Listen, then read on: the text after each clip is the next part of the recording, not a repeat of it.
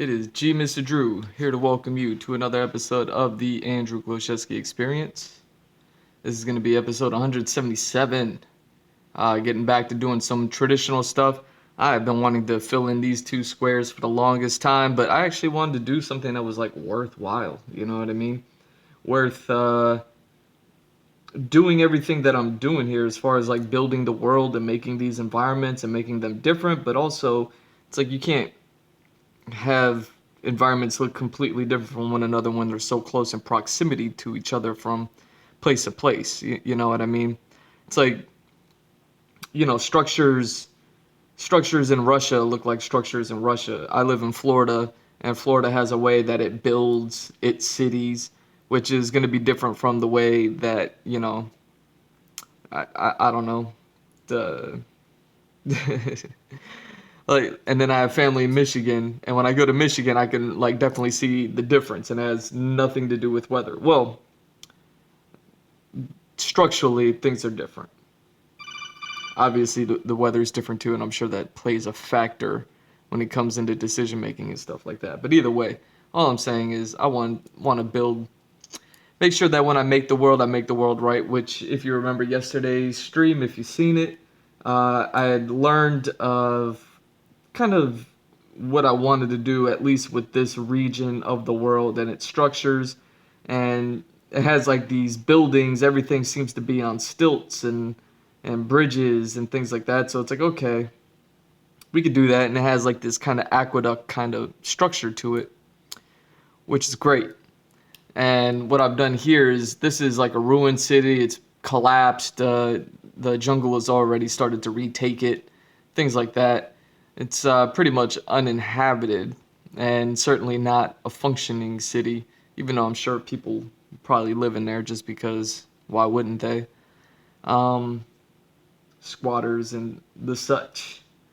So yeah, I'm gonna work on this one, and I basically I'm taking what I made yesterday, and I'm gonna draw it out and see if there's anything different that I want to do with it.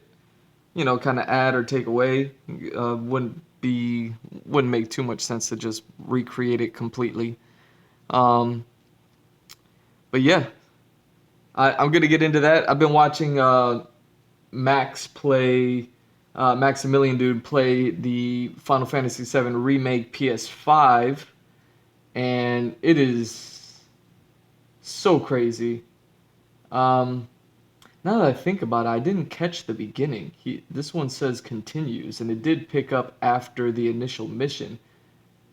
So I wonder, I must have missed it on the last stream then. He must have like picked it up later on or something. So I may actually go back and rewatch that. Either way, I've been watching, him play through Midgar, and like I said, me watching him play this game was what got me onto Twitch in the first place. How passionate he is about Final Fantasy VII and me loving that game from my childhood. Just you know, there's a connection there with me at least, and yeah, for him to be replaying it now at 60 frames per second on PS5, so better graphics, and better playback and all that other stuff and the retrospective and everything now that he's already played the game, just getting him to talk about it more, this is just me finding my Twitch roots all over again. So I'm gonna let that play in the background, and yeah, man, let's do it. Barrett. Right? Yeah, you meet Viggs in like the shafts and shit like that.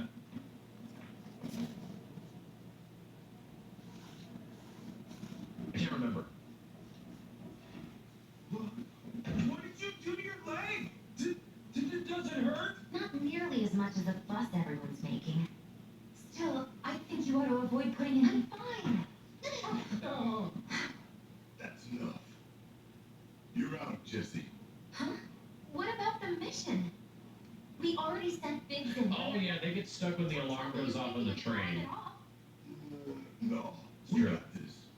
The hell you do. If you need someone to step up, I'm your man. Oh, oh.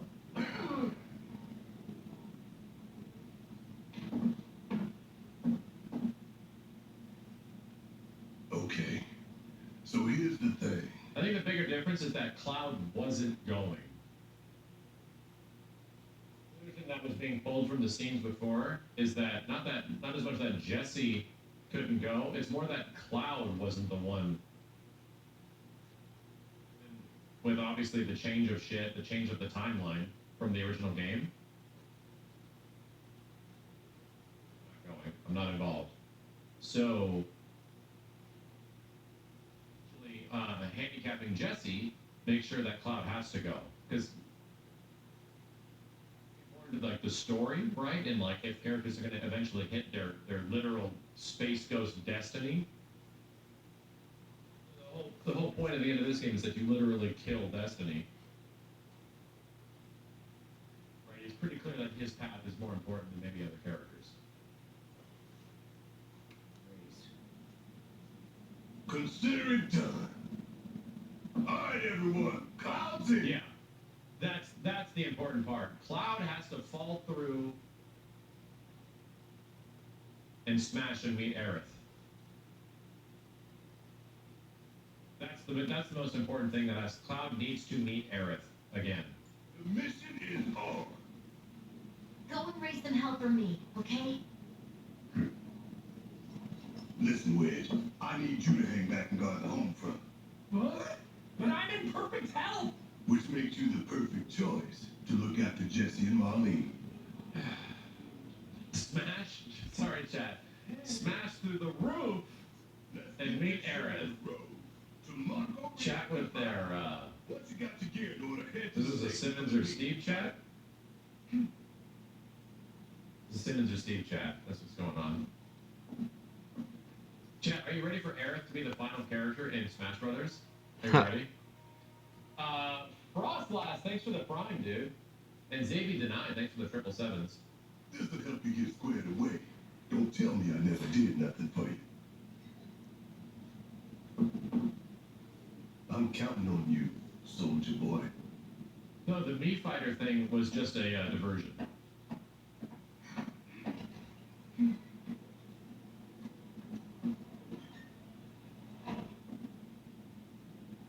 Soldier boy. Oh, we gotta get the Chocobo song out of here.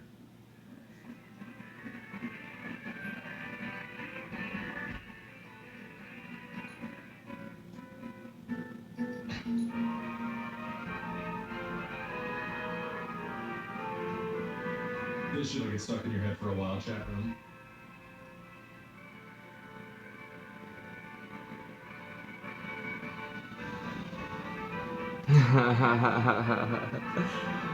Oh my god. You hear this way too much. Trying to earn GP at the Golden Saucer chat, huh? You betting on some racing chickens? Huh? You trying to get top score at that stupid ass basketball game? You breaking your fingers trying to do the arm wrestling thing? Huh? You playing that dumbass Kubo Moogle minigame just to get the early GP? Huh? You listen to this the whole time. You will listen to this shit the whole fucking time. You're running the roller coaster shooter for the umpteenth time? I do not make sure that you are 100% miss gonna blow up the UFO this time? that song. Still haven't figured out that you have to map the square button on that thing, do ya? This music will be playing the whole time.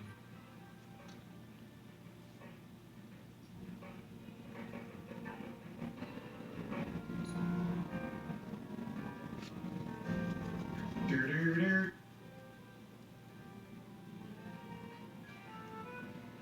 Do-do. Do-do-do-do.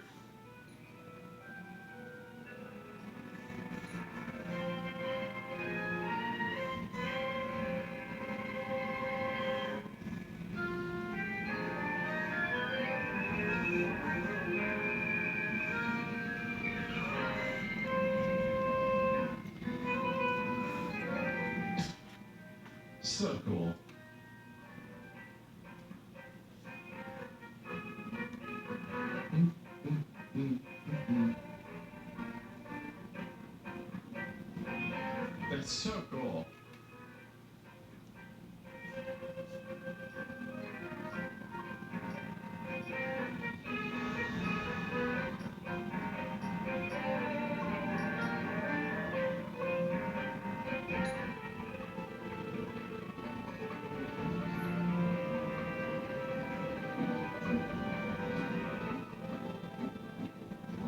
Scarlett's theme is dope. I don't know if I remember listening to it.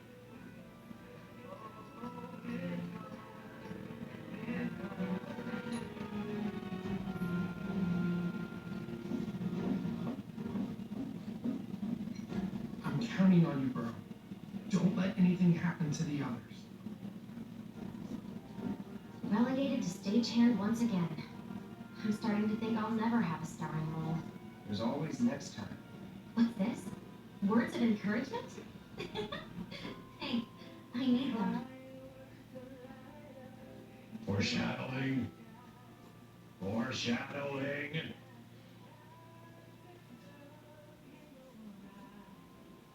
Hey, look how much they changed the lighting in this room. Nothing actually changed in here, right? Like the lights are all on, but they changed the lighting to represent the mood, like the dour situation that they're in.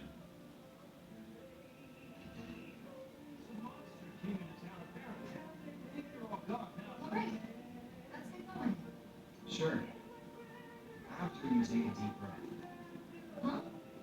I can tell you're nervous. That obvious, huh? Okay, I'm ready now.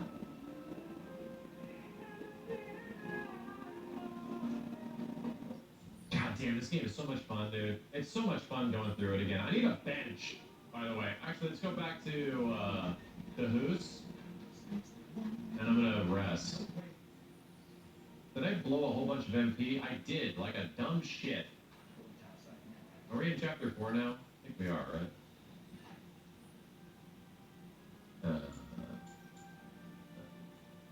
Yeah, we're in chapter 4 now. There's no other way to recover MP in battle, right, chat? I don't think there's any. I don't remember there being any absorbed materia or anything like that, right?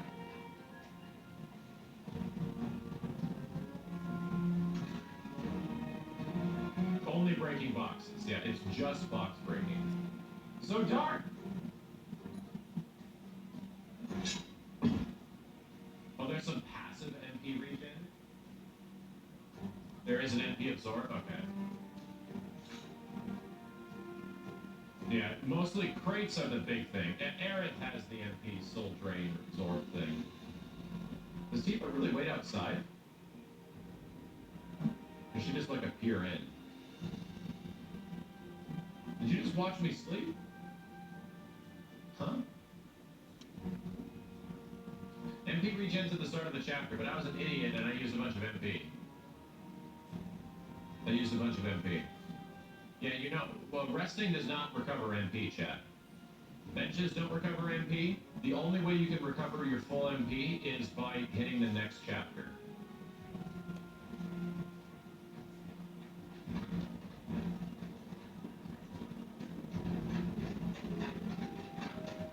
Or smacking boxes, yeah.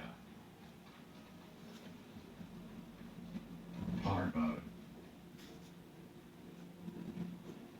If there's anything required, please do not hesitate to ask.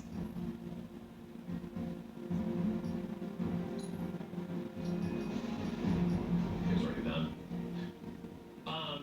Smack some boxes and reload the game. The boxes will come back and you get more MP. Really? Wow, I do hope you won't forget about me. Bye. People don't put it forever since shit got wild out there around. Invisible monsters. I want to smack a box. I want to see. Hold on. Jeez, dark as fuck. You asked.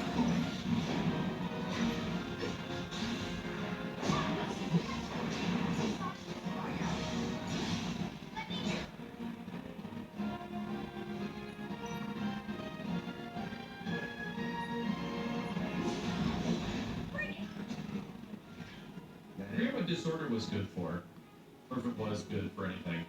Yeah, it looks blue. Yeah, this chapter has this visual look. 11 and 7. That's actually, yeah, now we're full on MP. Wow, okay.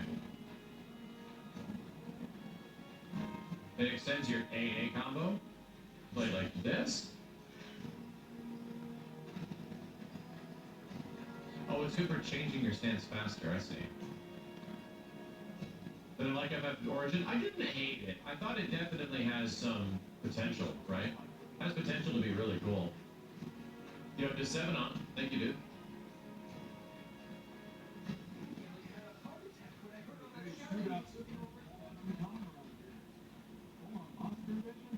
Yeah, I think, I don't know. Blue daytime looks better than normal daytime in Sector 7? I don't know.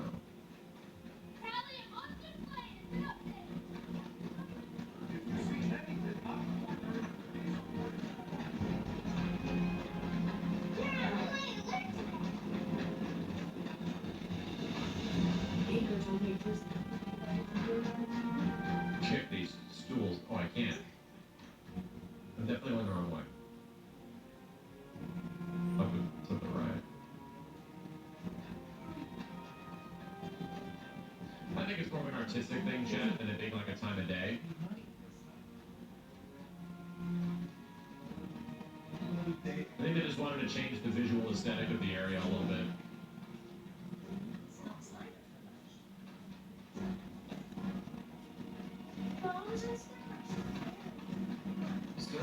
I got my hands on tickets for the Lotus Musical.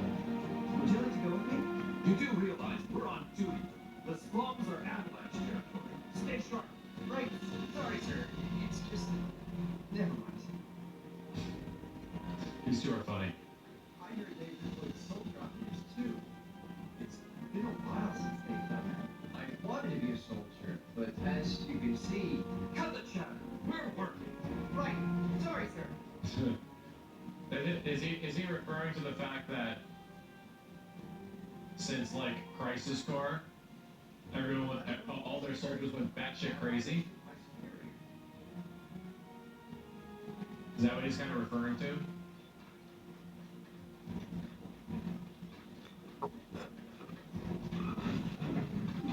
And obviously Sephiroth. More bombings might force people to stop treating the plant.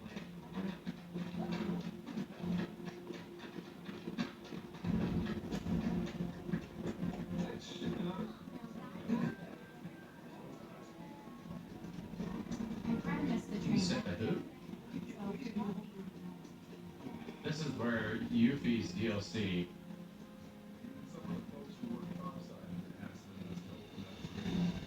Probably because they're stuck down here. Just halfway decent money. Oh, I didn't realize that. Maybe we were right next to the train graveyard before. Didn't realize. It's the Yuffie route.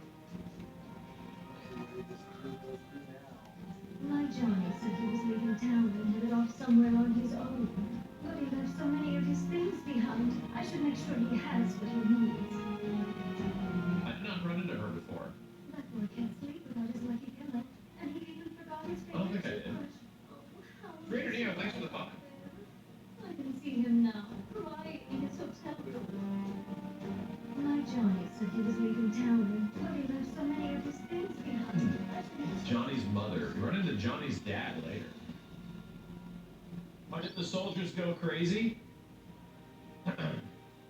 Many very confusing reasons. Because of Mako. Because of gas. Yes, there's a large variety of reasons why the soldier stuff probably got axed. Probably. Gax. Thanks, Trader Neo says love the stream. Xavier Denied, thanks for the 777s. Love your work. Keep on shining.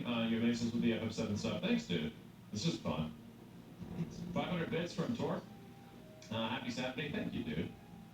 Chris P. Nuggets, thanks for the 500 bits. Shinra Employee, thanks for the 5,000 bits. Bigsby, thanks for the 15 bucks. When Cloud and the party come out of the Singularity, they walk into the Zack Terrier Stamp timeline, like Ant-Man in Endgame. They were in the Singularity while the Whispers made sure Zack doesn't die. And when they come out, they wouldn't know. I think the confusing part of it is the fact that you see Zack, present in Midgar in some way, but there is a moment where they like pass by each other, right? But they don't know each other is there. So that's I I think they know that people are like clamoring for information and are trying to figure out what is going on, and they're not giving us that info, right? They're saving that for a surprise for the next game. They specifically don't want to like specifically give us that information. Instead, they're just going to give us little bits and pieces, super vague answers, and littering this whole game full of a ton of shit.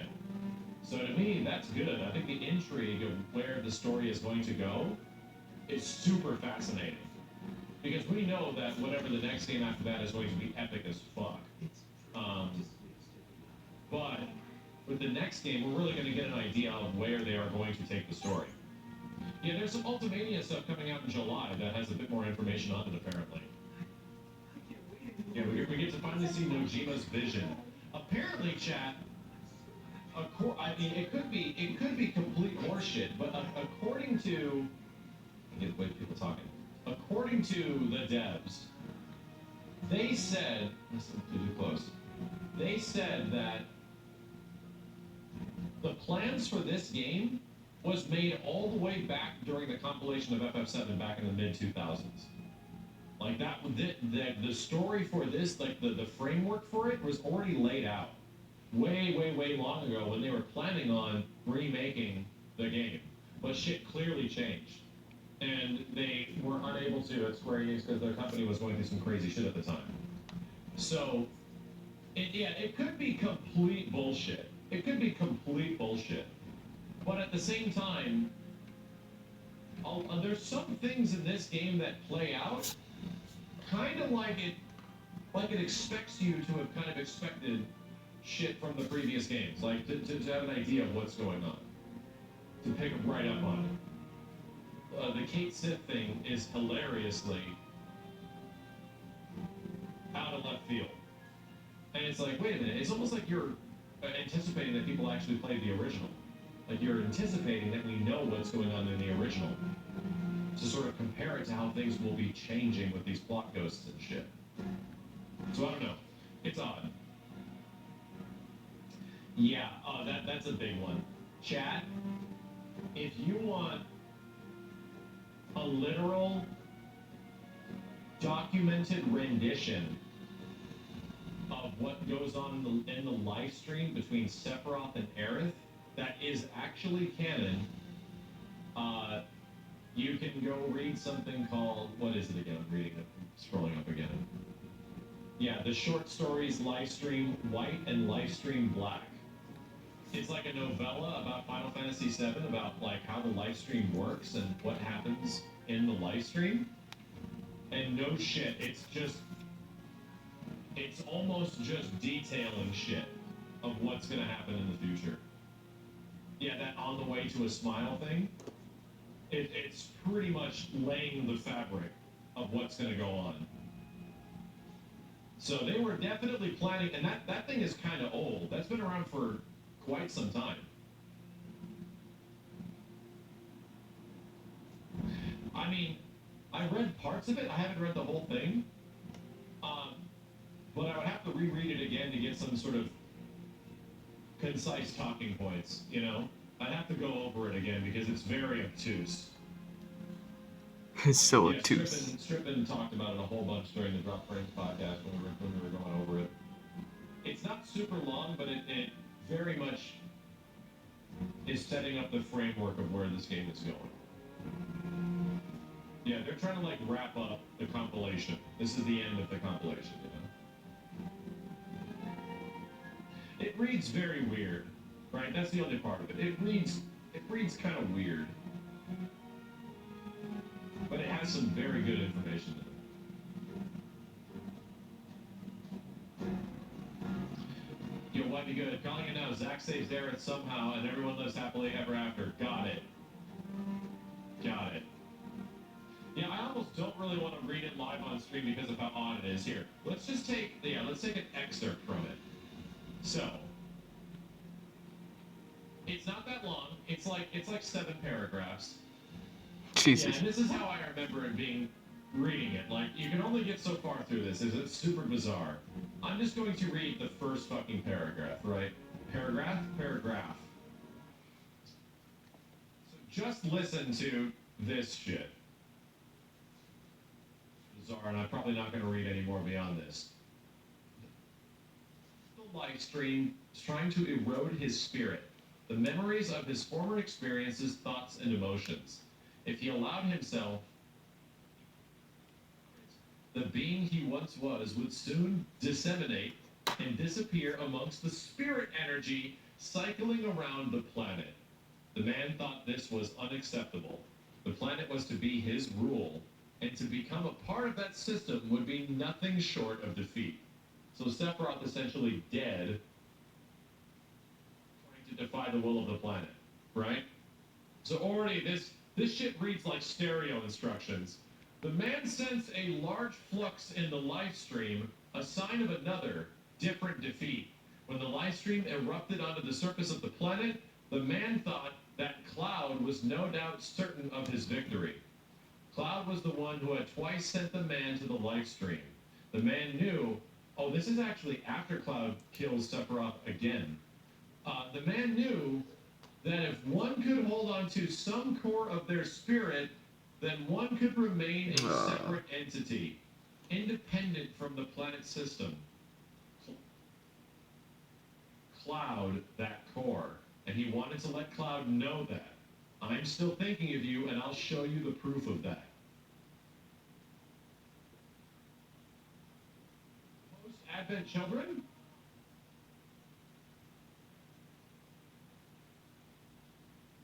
Advent children.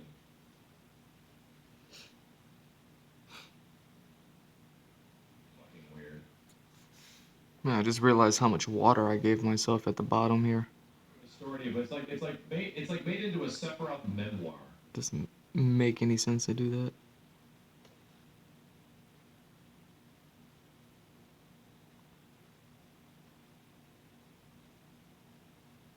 Right? I mean, I don't think that's poorly translated. I think that's translated. It's just odd. You know, it's an interesting like excerpt of what the Advent children. Okay, I was about to say. You can definitely see where they're setting out the framework, right? When shit was gonna go.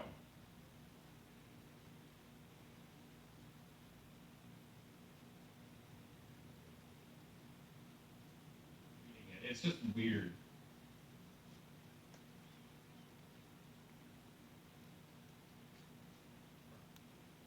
I would encourage you to check it out yourself.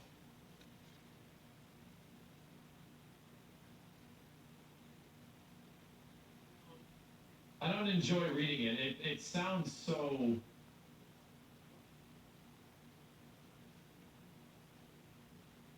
Second time from Advent Children. Right. Well, I mean that's like the large ongoing theory that Sephiroth from this game is actually from Advent Children to make shit right, according to him. Because he's essentially fused with the fucking live stream, is now controlling the live stream's interpretation of time and fate, and is fucking with shit.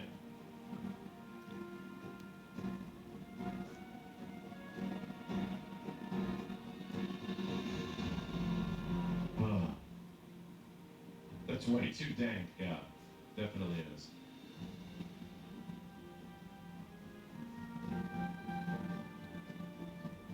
When do I sleep? Soon! Saint Soma, thanks for the 5. Did any chance to play 7 Classic, as in not the remake again? Definitely. I think we should play it again, maybe before, when the next game is announced, you know? Not too close to the release of the next game, but when there's more information on the next game, I would love to do another playthrough. I heard New Threat is even better than it was before now. Formated Brass, thanks for the 5. Every character seems to have their own theme besides Cloud. Do you think there's a song in the game that captures him? That's a good point. Yeah, Cloud doesn't have a theme in this, right? I guess it's the ending theme. I don't know if that's exactly appropriate, but, yeah, it would be nice if Cloud actually got a unique theme of some way, you know? The ending one is technically his? Oh, shit! Hollow? That's the name of it? I think it's supposed to be, for Cloud.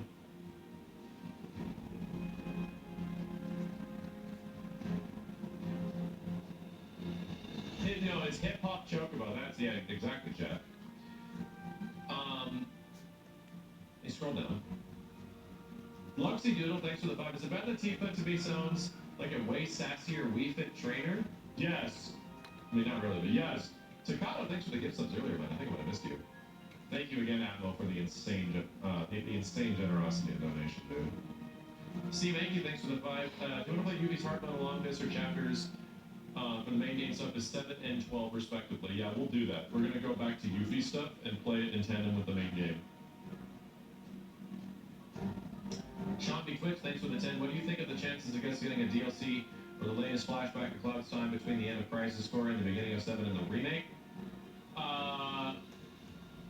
Probably not much, because there doesn't seem like a lot of interesting shit happens. I'm sure they can make some interesting shit happen, but if anything, I was hoping that there was going to be a Zack DLC where you essentially play as Zack going through the bombing run in his timeline, if there is timelines, you know, if there ends up actually being that. I thought that would have been a badass Easter egg. 777's from Jungle King. I recently became a dad myself. Hashtag girl dad. Went through those same emotions when Marlene hit the screen. It's a special type of love. Also, first Father's Day. Yeah, I know. First Father's Day this weekend, right? That's one of the reasons why I might not be streaming as much this weekend, but we'll see. Maybe later when everybody's asleep, right? Get some of those Guilty Gear matches in. Tier 10, thanks for the 5 and 20 gift subs, man. Holy shit. And Arashi Joe put in $50. My God, I'm desperately trying to get a PS5. But your reactions to this phenomenal game is an absolute treat. Keep on rocking. Also, Doom Rats. You are Arashi. Thanks, man. Good luck, dude. Seriously, best of luck trying to grab one of those fucking things. Hey, Kirkules, thank you very much, dude, for the 1,500 bits. On part 7, will part 2 go? I have 2 theories. Part 2 is either going to end right at the tragic demise of a certain character, right after, or it's going to continue forward a bit more and appropriately end at the true Empire Strikes Back ending. The best ending for part 2 is right after the crater when Meteor shows up. That shit is perfect. The game should truly end with Barrett and Tifa locked up, essentially on a countdown timer for their public execution for their crimes, and the entire planet's gonna die because there's a huge comet in the sky now. That's where you cut to credits, but you also leave like a little bit of hope, you know? You leave like a little bit of hope that there is some... That's a pretty dour ending, right? Now, the bitch slap part is the beginning of the next game. That is pretty far. It is pretty far, yeah. But we'll see, you know? To me, that's like the best. That's like the fucking... one of the best ways you can end the next game. It's a lot, yeah, it's a lot of content. But, in my eyes... and then part 3 is focused around airship. Yeah, 100%. Part 3 is all about airship. In my eyes and my brain, I've always seen this shit as 3 parts. You know? To me, it's always made the most sense as 3 parts. I don't mean like because it's 3 discs. I don't mean like actually cutting it off where the previous discs end. I don't mean that. To me, like, a trilogy makes the most sense. 3 full acts. There's a beginning, because with the second act, right, you can really, and this is absolutely true of Final Fantasy VII. Final Fantasy VII's second act is really the best part of the game.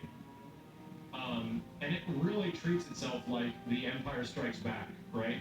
Like it is dour and dark, and at the end of it is like, fuck, everybody is fucked, we're fucked, our characters are fucked, Cloud is gone, people are dead, what are we supposed to do? And the characters somehow make it out of there, right? And that's the whole point, is that there needs to be that like glimmer of hope that the next game we're gonna figure this shit out, just like the end of Empire Strikes Back, right?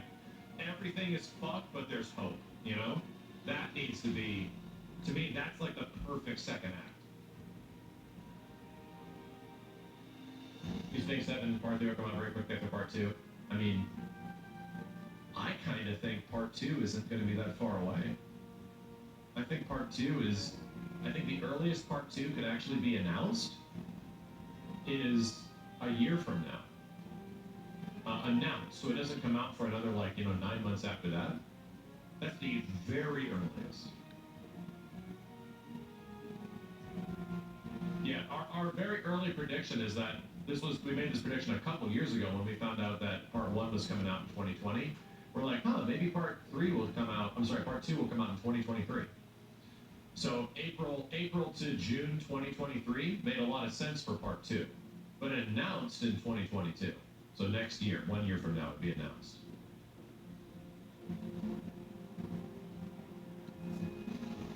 In chat, that's the absolute earliest. No way Final Fantasy VII Remake Part 2 comes out any earlier than around the first half of 2023. Absolute earliest. More likely, it probably comes out late 2023, if not 2024. It really depends. Square Enix is kind of kicking ass lately, and especially with the Final Fantasy front of things. So, and the internal development, you got the Origin is outside devs. So we'll see. We didn't see anything on Forspoken. We didn't see anything on Final Fantasy 16. We didn't. The big game for the big game next year is most likely going to be Final Fantasy 16 first. There's a pretty good chance that 16 is going to come out before 7 Remake Part 2 is announced. Pretty big chance. Oh, I think 100% 16 comes out first. In fact, I think 16 is the game that comes out before 7 Remake. Right? You don't announce another game like a big Final Fantasy game with one already out that needs support, right? Games can't cannibalize each other. So Final Fantasy 16 needs to be out and in the public for some time before you hear anything about 7 Remake Part 2. And yeah, that's true. A lot of rumors that I've also seen as well say that 16's development is apparently going very well. I read a couple of things on that in a couple of forums, but who knows if that's true. So, long story short, I think 2022 is the year for Final Fantasy 16. I think it'll come out then. 16 or Origin first? Origin's far... Dude, Origin needs to get delayed till 2024. To be really honest with you, they should delay Final Fantasy Origin until 2024. Push it way the fuck out, man. That game's got a lot of really good ideas in it. That game could be super sick. It is not ready. It is not. It is not ready. It's got that game could be insanely fucking cool. But it needs some time. They gotta figure out some of that shit. Koei Tecmo is making it. They definitely are, right? Koei Tecmo releases a lot of betas and a lot of demos for their games, well, especially Neo. So, yeah. It's got some great ideas in it. It doesn't have great execution in all ways, but that whole job system switching and, learning skills on the job tree, and even the magic's kind of cool, but the way you use it sucks. There's some really, you have to give that game credit. There's some really good shit in there. This shit could be really fucking cool. Unfortunately, the way enemy encounters work, almost every enemy encounter sucks, except the final boss with Chaos, or the boss with Chaos. But the boss with Chaos is pretty good. So they really have to figure out a lot of shit,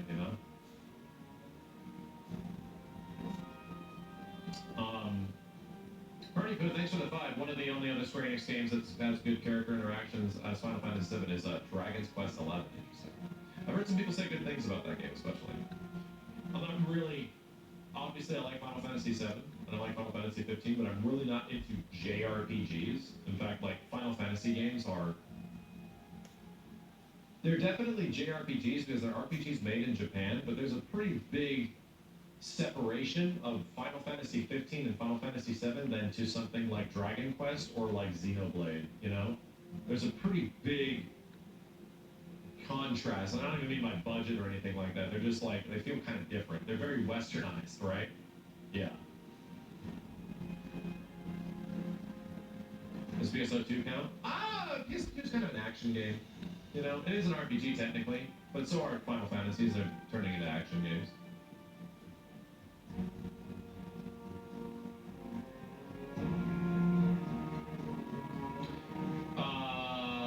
Yo, Ghost, I did see that Kaimon. Thanks, dude. Takano, thanks for the 10 as a dad. The Marlene Arid scene is going to hit different. Also excited to watch you play through this in the original. Shine on. Thanks, man. 5 from Better Off Dead. Damn, it actually made me tear up. Thank you, dude. Big MF Tasty, thanks for the 10. I never played 7 in the 30 years of my life, and I'm about to beat Remake. I can't believe I've never played this, and I'm loving every second of it. Thank you for hyping this up as much as you had. Can't wait to get to the additional episode in part 2. Nice, man. I'm glad you're liking it. Very much glad you're liking it. Yeah, Persona is like the perfect example of a game that I have zero interest in playing.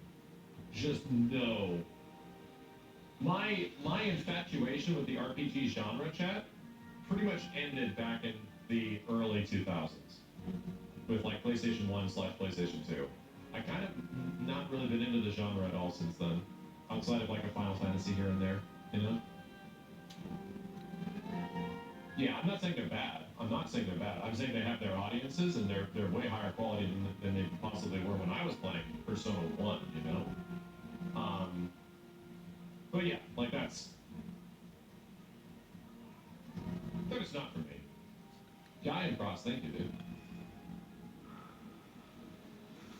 Skyrim. Yeah, I've given those games a shot, you know? Like, I've tried these different RPGs over time. And, the Skyrims, the Witchers. Like, we tried Witcher recently. Like, not even that long ago. And woof. I just have to acknowledge that you're not going to like every single game you play. Even though everybody seems to love this shit. This is just not for me, man. Yo, Ray Desert, thanks for the 5 gift subs. Anonymous, thanks for the 11, dude. Happy Data Day tomorrow. Thank you very much. Life Pass put in 777's lovely color theory. Now, Kistic, how you're approaching with this. I remember in the 32-bit era marveling over baked lighting and my friends giving me a side eye. Yeah, dude, the baked lighting that's in Vagrant Story is fucking nuts. You want to know something cool?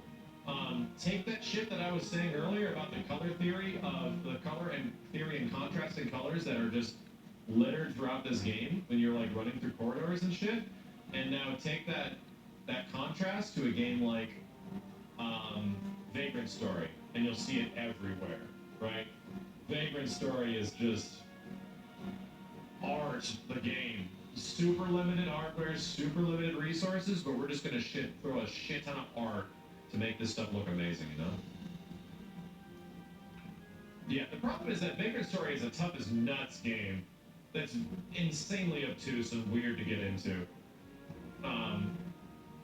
That's what I think Vagrant Story is beautiful, but fuck, that game is hard. I never even beat it when I was younger, when it came out.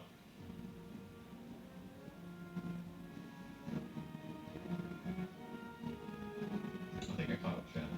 All right, chat. Thank you guys for all the support tonight. I wanted to get into Guilty Gear, but I'm getting sleepy as fuck. My dad is coming into town this weekend, so I might not have as much of an availability of jumping back and streaming as consistently as I wanted to. No Yo video games this weekend, just as a heads up. But we're going to continue this playthrough. We're going to probably just do Guilty Gear the next time I do stream to make up for the fact that I didn't do Guilty Gear today, and I really want to play more Strive. I want to go back to Leo again. So, yeah, if I get an opportunity this weekend and like everybody's asleep and I got nothing to do because my ass. All right, let's check yesterday's stream, see if he was actually playing Final Fantasy VII. I could have swore it was all Guilty Gear. So halfway through the previous stream, still on Guilty Gear. 3/4 of the way through, he's still on Guilty. Yeah, that's what I'm saying. He was playing Guilty Gear the whole time. So I don't have. I don't know. Maybe he lost the recording.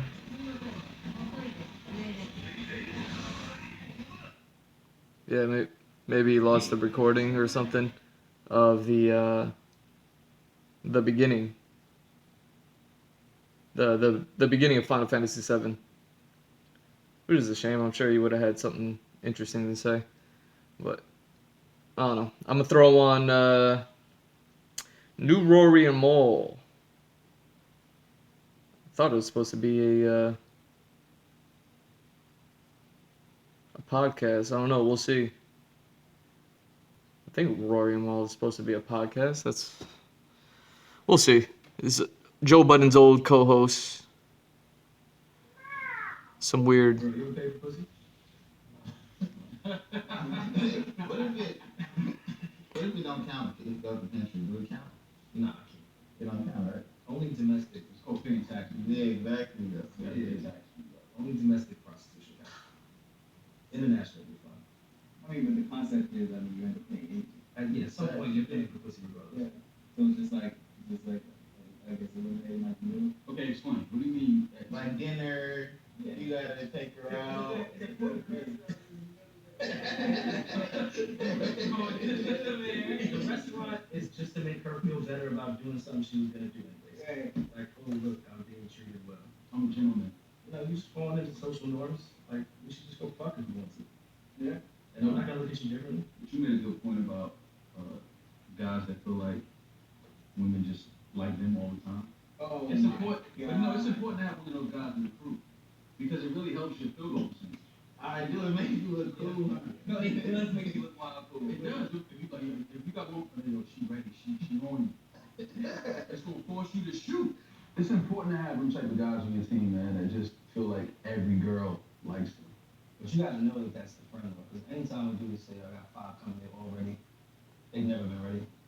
Not one of them. Here I am. I'm walking in thinking they're ready. I should have been on my A game. Yeah, but it gives you Now that they're even more confidence. unready. It gives you that confidence to at least start the conversation.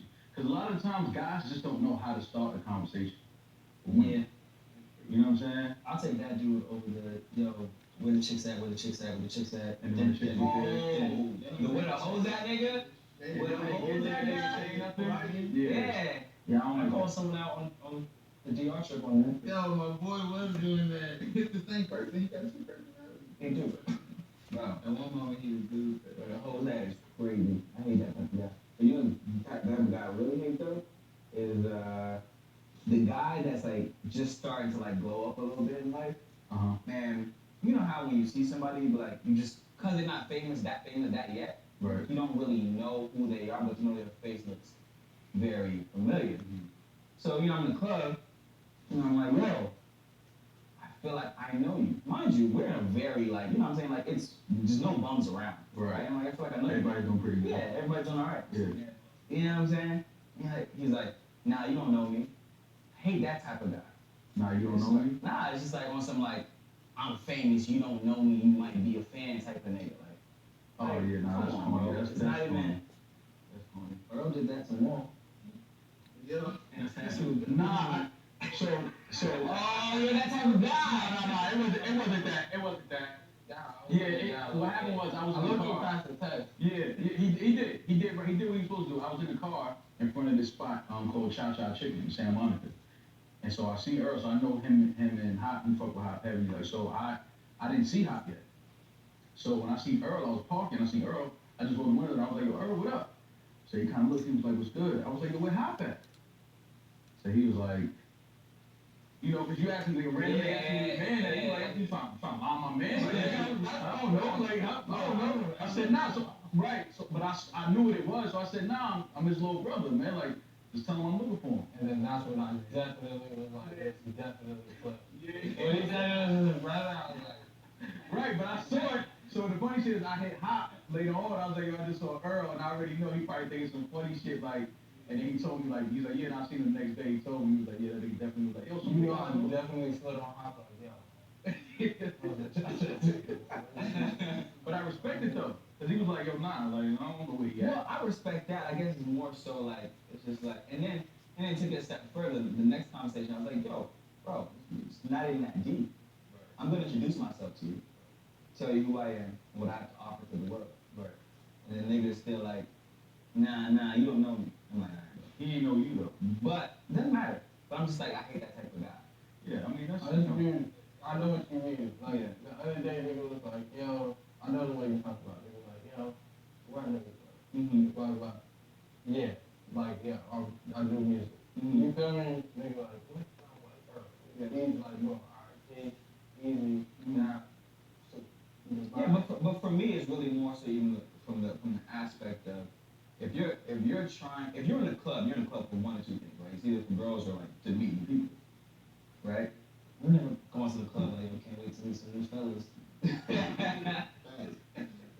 You go to the club for girls. Has 100% mineral protection to reflect the sun's rays.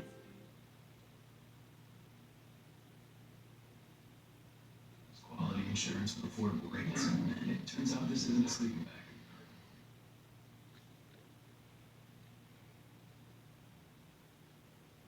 You like music now, you go think about it. Right. Well, not really, because if I come to your section, right? If you invite me and I come to your section, I know that everybody around is gonna be worth meeting. So I'm never, you know what I'm saying? All my thing is all in context, right? Like if you invite me, I know everybody's gonna be worth meeting. You know what I'm saying? So it's like I'm not gonna act weird. Yeah, but the club thing with meeting girls, I guess it's a New York thing, because he was a New York nigga too. But y'all, And also the language too. He also just translated you on the language. Nigga said, yo, I know you. Yeah, that's hilarious. You like, nah, you don't know me. That shit would piss me off. No, it did. I actually got hot. I was like, bro, relax, man. Then we ended up coming together who the nigga was, and I actually got mad at him. I'm like, nigga, Right. you don't contribute much to the world. Right. Like I really now you feel whack for even like approaching him. No, I don't feel like, because like for me, I just always want to introduce myself around niggas and around. Right. That's just yeah, that's one. Oh, so y'all was in the same section. Section, Oh, yeah. oh no, so then he approached her. Yeah. But we're in the same section. But what that mean? Though? That's the second time I'm saying that. So now we gotta open up that conversation. Yeah, what does that mean? New York niggas be mad hostile for no reason, bro. It's a certain type of New York nigga. I'm from Atlanta, bro. But it's a certain type of New York. Some niggas just started getting money. Some niggas just started getting attention from pretty women. Yeah. Some niggas just started traveling. So it's I'm hella mean. Why is hella mean? That's a problem. New York niggas is hella mean. Yeah, I'm not gonna sit there and listen to 6 people talk over each other. Welcome to the Heavy Spoiler Show. I'm your host Paul, aka Dude Looks Like a Lady. And in this video, we're breaking down everything you need to know about Lady Loki. Episode 2 had me wondering whether I'd fuck me, and there's a lot of questions surrounding the character. So bad. Now we're going to be discussing not only her origins, but also what we think might be happening in the show. There's also a clue that she might actually be another character from the Marvel Universe, but as she's going as a Loki variant in the meantime, I think we should discuss her comic book roots. Lady Loki was first teased in the series by the release of press material which stated that Loki was gender fluid. This is something that is true to the comics, and the character has appeared in a number of things, including both Loki, Thor and Loki, and Loki Agent of Asgard. However, she first popped up as a fully fledged character after the events of Ragnarok. Now, Loki is of course based on the Norse trickster god of the same name. Throughout the legends, he was known as a shapeshifter that would alter his appearance in order to deceive people, and in several of the myths, he appeared as an elderly woman. He was no ordinary god, and the myths are where a lot of the inspiration for his shapeshifting comes from. The character has been reinvented over the years, and this has meant that he's had a long and rich history that's led to several variants in different versions. However, the main one was getting very one note, and looking back over the decades, there weren't really any massive standout Loki stories that show the potential of what the character could be. Marvel felt that he was getting a bit stale, and after being foiled countless times, the comic book creators decided to take Loki in a brand new, hotter direction. Now, in order to talk about her origins, we have to travel back to Ragnarok. Destruction of Asgard and most of its people. I'm sorry. Yes. Very sad. In Marvel Comics, Loki was prophesied to lead Asgard's enemies to bring Ragnarok to fruition, and he and Thor went head to head. Now, speaking of heads, Thor actually pulled Loki's head off his body and hung it on his belt so that he could watch the passing of Ragnarok. Ragnarok is very much a part of the life cycle of Asgard, and thus it was always inevitable. Thor was under the impression that everyone had died out, but he soon realized that their spirits had been displaced and absorbed into other bodies. After speaking with his alter ego Donald Blake, Play,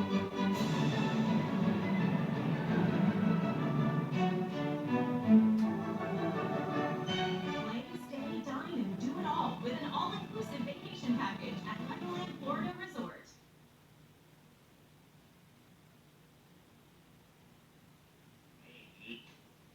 Thor realized that it was his mission to reunite the Asgardians, and after finding Heimdall, he used his eyes to locate the other lost souls. It became clear pretty early on that these were indeed continuations of the older characters, so if you're a fan of the past versions, you can still follow your favourites and now feel attracted to them too. Shabow! Now Thor believed that he tracked down Sif, but instead this was revealed to be Loki, whose spirit was inhabiting the body of the one she was intended to take over. Loki seemed to be a changed man, literally, and she said that she was now reborn with a new mentality that meant she would become a force for good. Thor was cautious at first, but he did learn to trust her. However, when it comes to Loki, you should always expect the expected, and it was revealed that she actually had nefarious plans. Dun, dun, dun. Now, this was during a time in which Norman Osborn had gained control of S.H.I.E.L.D., and he ended up replacing Tony Stark as the director. This arc was known as Dark Reign, and it came in the aftermath of Secret Invasion.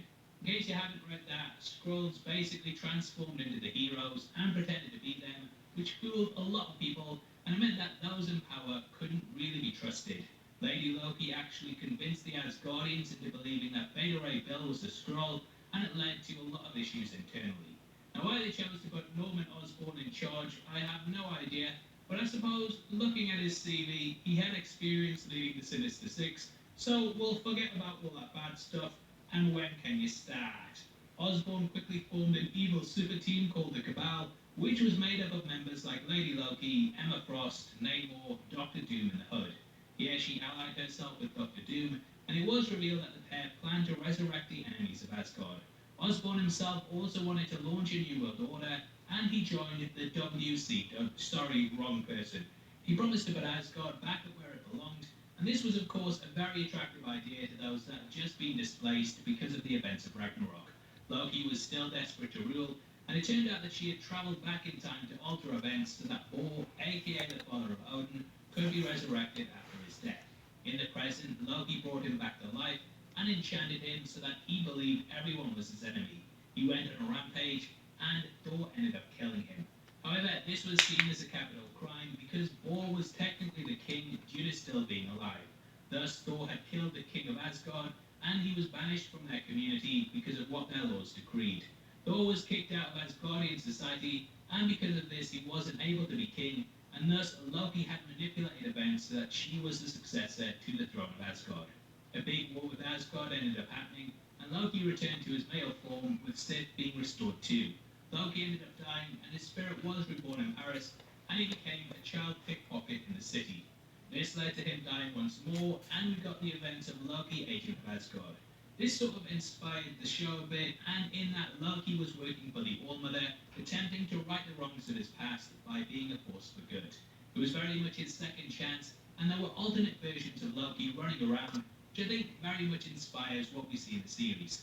The comic even inspired the design of Lady Loki somewhat, as in that he had half a horn on his crown, which she does too when we eventually meet her. Now in episode 2, we are shown several alternate versions of Loki, including the Hulk one, as well as a Tour de France winner. We're also informed that each Loki has slightly different powers, so we can't really use his typical skill set to say exactly what abilities she possesses. In the episode, we see her possessing a brand new power, which involves possessing people. This can be passed on by touch, and it means that she's able to jump from body to body whilst evading capture. It turns out Lady Loki has been lying low during apocalyptic events in which there were no survivors. Because of this, no matter what action she takes, there won't be a nexus point created because nothing will matter, and thus the TVA will never be aware of what's going on. Now it turns out that she's been ambushing the TVA throughout time in order to collect reset charges so that she can launch them throughout the time stream as bombs in order to massively alter history. This will completely overwhelm the TVA, and when they're out and about pruning branches in the multiverse, it will weaken their grip and allow for them to sneak in whilst they're at their weakest. We learned that C20 had given away how to find them. I think that next time we will find out her origin story in the MCU. There seems to be a big moment in the trailer where both she and Loki are sitting down at what seems like an apocalyptic event, and the pair are discussing something. I think this will probably be her life story, but I don't want to do too many theories, as this video could end up being out of date in less than a week. We did see at the end of episode 2 that Lady Loki sent a bomb to Boromir, so who knows if this has a knock-on effect. Anyway, she's mainly been used as a way for Loki to play with people and almost show off that he's able to change form so easily. In Vote Loki, he transformed into the character in order to be a campaign manager when meeting a woman covering the story. This was clearly done as a ploy, as it would be easier for women to see eye to eye with one another over issues that were being covered. In Agent of Asgard, this was done as a way to show that Loki could take on any form he wished, and the character featured towards the end of the series as Loki was trying to decide whether to return or not. In Thor and Loki Double Trouble issue 3, Lady Loki also appeared with a device that allowed her to travel through doorways into alternate dimensions. Now, I might have just wasted your time with the character, and you could actually be another person from the Marvel Universe. However, the reason the TVA aren't showing up right now to wipe you out is because you were always supposed to waste your time watching this video, much in the same way that you were always supposed to like it. This is your glorious purpose, brother. Rejoice! Now, in the international versions of episode 2, the show comes with credits that state the variant is actually called Sylvie. We've got the two versions of them on screen right now, so you can see the differences. And in case you don't know, Sylvie went on to become the Enchantress in the Marvel Universe. No, not that one, you idiot. Now, Sylvie was born in Oklahoma, which is of course a location we've already visited in the show with her, so it does make sense. Sylvie actually gained her powers from Loki, and she shares several abilities that are similar to his. So it could indeed be Sylvie pretending to be Loki, or it could actually be Mephisto using Loki's body. Now, obviously, I'd love to hear your thoughts on Lady Loki and what you think will be happening in the show. As a thank you for interacting with the video, you'll be entered into a prize draw on the 30th of June, in which we're giving away 3 copies of the MCU Phase 3 box set. All you have to do to be on the chance of winning is like the video, make sure you subscribe with notifications on, and drop a comment below with your thoughts on the character. The winners of last month's competition are on screen right now, so if that's you, then message me on Twitter at Heavy Spoilers. For anything else to watch, then make sure you check out our breakdown of the second episode, which will be linked on screen right now. We've gone over all the Easter eggs and things you might have missed, so definitely check it out if you want something else to watch. That out of the way, thank you for sitting through this. I'm Pete Paul. I'll see you next time.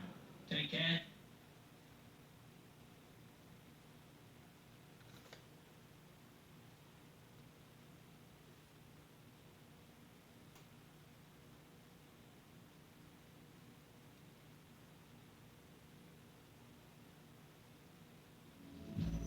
Welcome to the Heavy Spoilers Show. I'm your...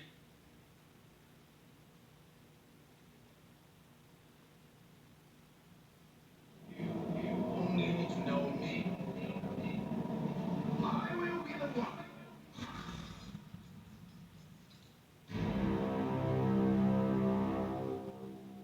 This is somewhat of a part 2 to an earlier video I made about Luffy's next gear, be it Gear 4 or 5. But for this video, I wanted to focus specifically on Gear 5 itself, because I think it will or could be not just Luffy's final gear, but his ultimate one. There is something that has been happening to Luffy ever since he entered the land of Wano, something that is also definitive of his experiences ever since setting out to sail as a pirate from East Blue, ever since he first departed to conquer the Grand Line. It is said the travels of a man, the journey of his life, will come to mold his character, his spirit, his innermost nature, and define him. Trials and tribulations, the ability to overcome countless obstacles. Such an experience is highly transformative, revealing who you truly are. Now that we are here in Wano, after all that Luffy has been through, will we bear witness to the fruits of his labor? Have we already seen some of the results? If we have, I think its totality could be revealed through a future transformation. The topic of this video, Luffy's hypothetical final gear, Gear 5. We'll come back to this in a moment, but first, let's go over the other gears and how they transformed Luffy's abilities or nature overall. So a subscriber named Michael D. Mingo has sent me this comment in the past under the other Gear 5 video, and he lists each stage of Luffy's being, so to speak, when he shifts between gears. Every gear uses Luffy's Delphi in a unique way to alter his regular body, his resting state. As Luffy progresses, we see him post-time-skip incorporate his spirit into the ability, his Haki. As you can see on the screen, Gear 1, which doesn't really exist, I guess, but for the purposes of the discussion, pretend Luffy's base or normal form is Gear 1. In that case, Gear 1 would be skin. Luffy in base form uses his Delphi fruit to stretch the skin or flesh of his body. With Gear 2nd to them, we have blood. Luffy's Gear 2nd transformation uses this base form's elasticity to quickly pump blood throughout his entire body, giving him an overall power boost. The steam you see evaporating from him is like a kettle boiling over, ready to burst with unsuppressed energy. Lucci had compared the pride process of gear second to doping as more red blood cells travel to specific parts of Luffy's body, which in turn allows for greater delivery of oxygen and nutrients to the body parts at faster rates. Gear third now involves elasticity of another kind, where Luffy puts his thumb in his mouth and blows air into it, inflating his arm. He is then able to transfer the air through his entire body, requiring the torso to act as an interface for his various limbs. Luffy tends to blow such a large amount of air into his body that when directed toward a single limb, the air inflates said limb to a size equivalent to or greater than, at sometimes, that of a giant. Now, with Gear 4, Luffy coats his arm in hockey before bodying into his form, and similar to how he activates Gear 3rd, he blows an incredible amount of air into his body as well, but this time he inflates his muscular structure, not his bone structure, before distributing the air throughout the rest of his body. When utilizing Gear 4, Luffy then relies upon a massive usage of his hockey to coat large portions of his body, and as a result, overexerting this power can leave him unable to use hockey for a period of time. Unlike the earlier gears, I want to mention why Gear 4th was needed to defeat Doflamingo. I mentioned the reasons as to why Gear 2nd and 3rd were important in the other Gear 5 video, and there's no need to reiterate everything here. But Gear 2nd and 3rd were both needed by Luffy to compensate for something he was lacking when fighting Lucci and Lumen: speed and strength to keep him with a faster, highly durable opponent. We saw the same thing with Doflamingo. Dofi says your attacks might be fast, but there's no weight behind them. So what does Luffy do? He enters Gear 4, bound and Luffy's premise for entering Gear 4 was to increase his size and resiliency to overpower wild beasts that were as large as monsters, creatures he fought while training on Rizukana Island with the Rayleigh. After increasing his defenses with arm and hockey, and at the same time using that same hockey to amplify his overall power, multiplying the tensile force of his rubber several times beyond its limits, Luffy is able to defeat Doflamingo with a single decisive blow. In the end, King Kong Gun. Now, with Kaido, there's increasing agreement that Luffy will activate a new gear to overcome Kaido's own incredible durability and speed, but also, given how many times Luffy has been knocked out, Luffy will need something to bolster or upgrade his own defenses, to overcome Kaido's own conquering spirit and related attacks. Luffy's current abilities, the newfound power he's found to coat himself in Conquerors, to flow Conqueror's hockey to and beyond his body, is not enough.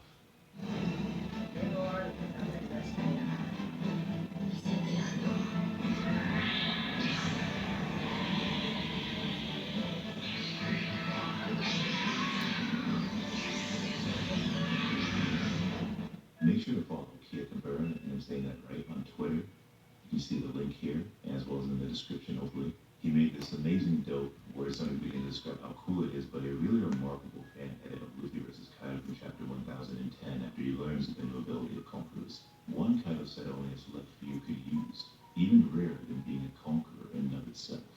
Much harder to find in this world than those 1 in a million supreme kings, rarely once described.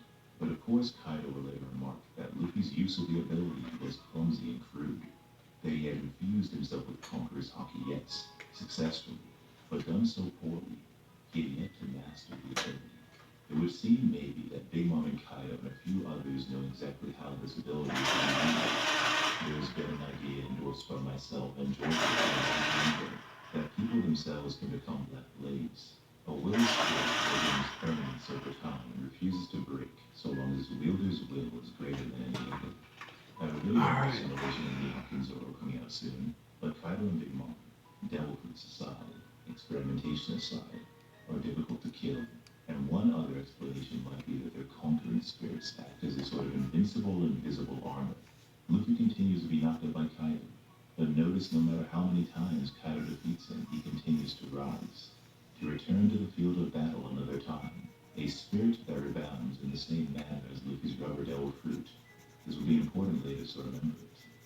So, from skin to blood to bone to muscle, we now need to address a fifth transformation.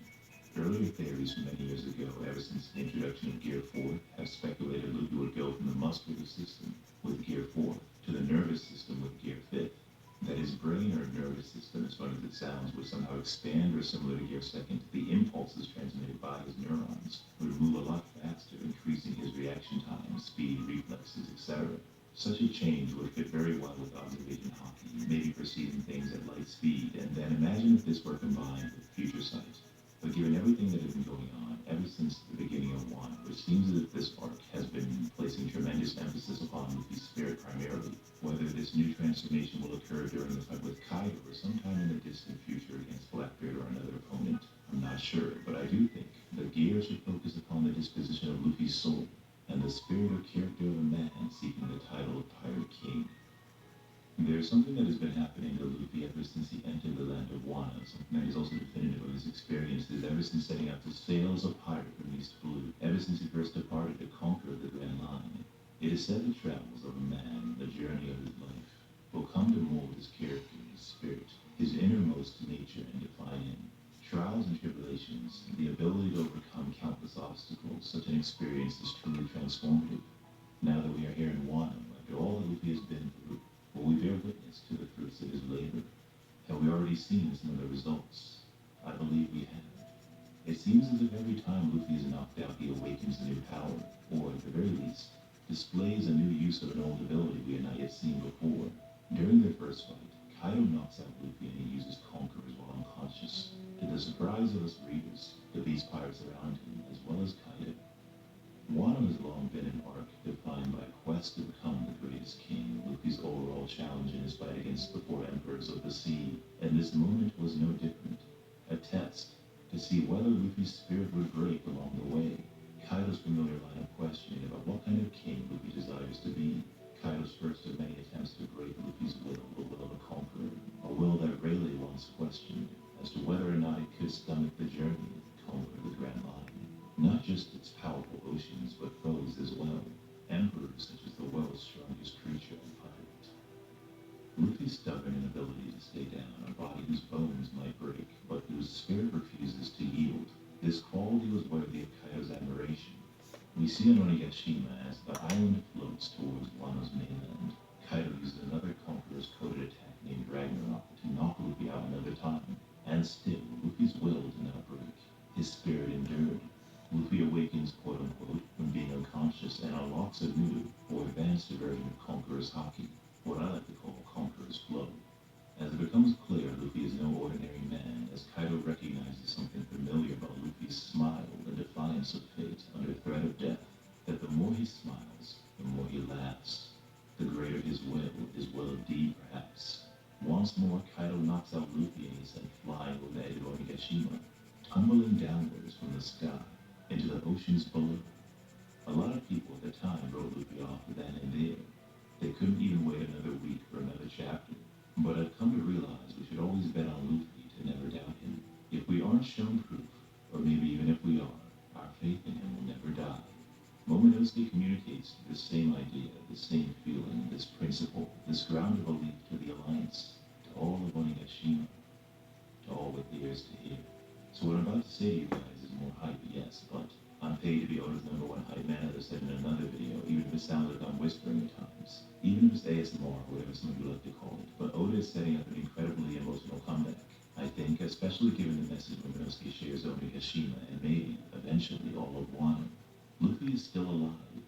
The person, the voice Momonosuke was hearing last chapter and a recent chapter was believed to have been Zunisha or Joy-Boy, or well, maybe it was Joy-Boy in a way, but the voice really belonged to Luffy. Despite being unconscious, despite being defeated by Kaido yet again and falling into the dark waters below, Luffy's will refuses to break.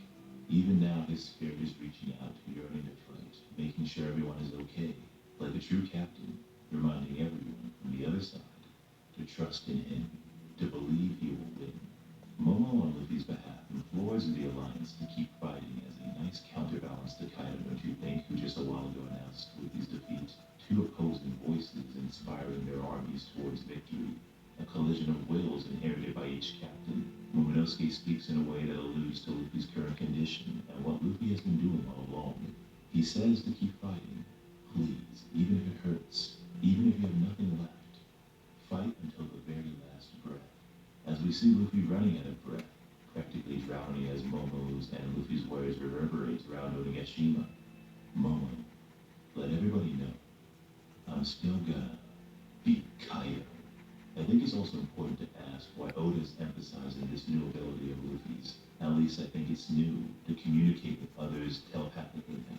Despite being unconscious, At first I thought it was only Luminosity that could hear him, but others can now hear him too, which is strange. The voice of all things isn't just passive, it's now active. You can both hear and talk to people, I guess. The spirits are now connected, intertwined, maybe. An expansion of spirit. Do we ever see Roger or others do this? I'm not sure. Is it because Luffy is maybe Joy Boy? Did Joy Boy have this expanded gift? Either way, Luffy has now showcased the capacity to use Conqueror's Haki and now the voice of all things while unconscious. It's as if Luffy's spirit has grown, expanded, like something has awakened inside. Every time Luffy is knocked out, his spirit evolves in some way. That is what Oda seems to be directing our focus toward. As Rayleigh said, Haki only blooms in the heat of battle. Combined with the reality that Conqueror's Haki cannot be learned, it too develops through the endurance of adversity. The fact that Conqueror is the power to fight with your spirit, maybe. It would then seem as if this fight with Kaido was intended to turn Luffy into a true Yonko, to give him not just the title or status of an Emperor of the Sea, but the strength of one as well. Skin, blood, muscle, bone, each of these steps was not just a physical expansion of rubber, but power as well. With each form, Luffy grew stronger. What of the soul? If that is a part of Luffy as well, to stretch and expand one's spirit or Haki, this too would add to his overall strength, maybe even granting him new abilities. If Luffy relies on his spirit more so than anything else for future gear, there are a few techniques worth mentioning. One is Ryu, and we already know that Ryu is flowing or expanding your spirit beyond your body, or at least the advanced version of Ryu. One is Red Hawk, and whatever other red or fire-related moves Luffy has up his sleeve. If Luffy can manage to use even more fire, to use it further and farther, while it would feel like an overuse of Ace and maybe overshadow Sato's abilities, there is still a spiritual connection and brotherly bond between the three that might justify it. The message Ace had left for Kaido in chapter 999, delivered in chapter 1000 by his younger brother, a warning for the next time he shows up there. Luffy's inheritance of that will, sending Kaido to his knees with a fiery fist. It's interesting to think Luffy might be able to coat his entire body in fire, to spread the embers of Ace's memory and lingering soul around himself. If Red Hawk truly has Haki or spiritual origins, somebody had left a comment telling me how fire can cause rubber to undergo a process of vulcanization. This leads to the hardening of rubber. Thus, Red Hawk becomes Red Rock, I guess. Luffy hardens himself. I had mentioned Kaido's incredible attack power and defense, and it would seem as if this vulcanization process could break through Kaido's durable body and dragon scales, and when coupled with Conqueror's, Kaido's will as well. Alongside protecting Luffy and giving him enhanced durability, would this be Tank Man or Rock Man or Fireman? I personally like Hawkman, a relevant animal maybe, but there's no real way to guess a name Oda might use. Bound Man or Bounce Man seems inspired by a gorilla, but isn't named after it at all. But as Luffy falls into the ocean, there's another thing that came to mind, awakening itself. In terms of Luffy's defeat so far, he had lost to Kaido on land and in the air, but what about the sea? There's a scene in the One Piece opening that many have talked about by now. I know Joy Boy and Brago have. Luffy is seen drowning off in the water at the very least. He seems to reach out and grasp at something, claiming a power he didn't have before. There are these weird effects or animations around him. The world, nature, the environment, whatever you want to call it, is exploding or bending with energy in ways that defy physics and gravity. It's hard to tell what exactly is going on, but the scene implies the effects are a result of something Luffy himself did. Luffy has learned to flow, not just in arm and Haki. Now his Conquerors too. If the spirit is what is flowing in the case of Haki in either case, then the soul or spirit of the Devil Fruit can now flow as well. Which means Luffy might now have the necessary basis to spread the spirit of his own Devil Fruit to his surroundings, to let the Devil Fruit flow from within. And so maybe Luffy's awakening is a combination of expanding his Devil Fruit to his surrounding, rubberizing the environment, as well as enhancing his own rubber-related abilities. For the soul to expand or accelerate, much the same way that Luffy's I need that brown, huh? would imply it can spread further beyond him, a spreading of his Devil Fruit's essence to the surroundings, but also a multiplier source that adds to Luffy's elastic or rubbery traits or accelerates Luffy's own strength. I like the idea of a Haki amplifier or multiplier, treated the same way as doping under Gear Second. I kind of like the idea of Luffy's soul burning hotter, growing in size, kind of like Goku's Kaioken. Overall, Gear 5 would stretch or expand metaphorically Luffy's abilities and power to their fullest extent. As I said in my other Gear 5 video, it would be be a limit breaker of sorts, going above and beyond anything he has ever done. And for Conquerors, this would mean Luffy's spirit would behave much like his devil fruit. Rubber never folds. It might bend, but it doesn't break. No matter what you try to do to it, it snaps back to its proper form. No matter how many times you knock down a king refuses to bow. If Wano will set Luffy apart from his peers, the worst generation, from everybody else in this age, a new gear and the limit-breaking power of conquering soul is worthy of this moment. We will have to wait and see. Don't forget to like the video, comment in the box below, share this with your friends, and subscribe. Also click that notification button. As always, there's more to come. Until next time, I'll see you all in Valhalla.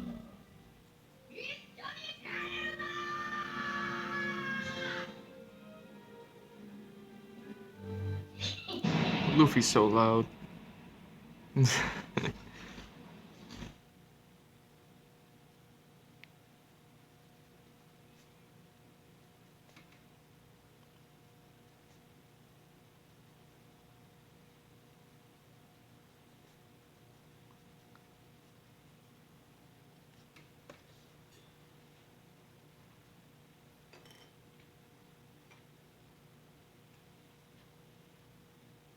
Guns. We'll start with some very. All right, where do I want to take this one?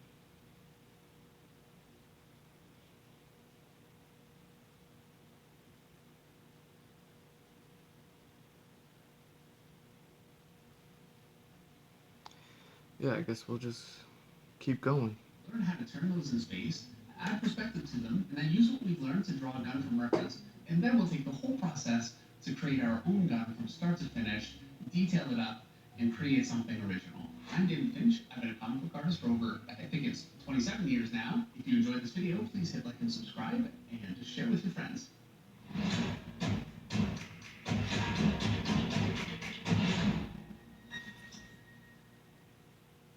So in order to start drawing our guns, we're going to start working with some very basic shapes. And so we have a rectangle for the main body of the gun, and then we have, at about a 45-degree angle, approximately, we have the handle, and then another rectangular shape for the trigger area. And that's a really, really basic shape language that you end up with when you're drawing a gun. And this is something you should get fairly confident doing really any angle. Something that might be useful for you, and I've got my old eraser here. I can just take this eraser and kind of move it around and see it. And so I'll draw the angle that I'm kind of looking at. It's going to be a little bit different because my camera's capturing it differently than my eye, but a trick that is very useful is to just close one eye. And so that's basically the angle that I can see looking at this. And I'm going to tilt it down just a little bit. And again, I've got one eye closed, and what that does is it flattens what you're seeing, and so you're not seeing the kind of parallax that you do looking through two eyes, and it can actually make it much more, the thing that you're holding becomes flat, and it's much more similar to what you want to draw. And so if you struggle with drawing simple shapes like this, and it's something that you find a little bit challenging, this is a really good exercise for just getting very, very simple shapes sketched in, just using a little simple rectangular kind of a shape. And all of these, again, can be brought to proper points and finished properly. And so now I've got my handle coming at about a 45-degree angle, and I'm going to be estimating this. But I want something that's going to be just about like that. And then my trigger area would be just like this. Now for this next example, we're going to use a little bit of reference. And so I've got an angle that is something basically like this for the main body. I've got the handle coming off just about like this.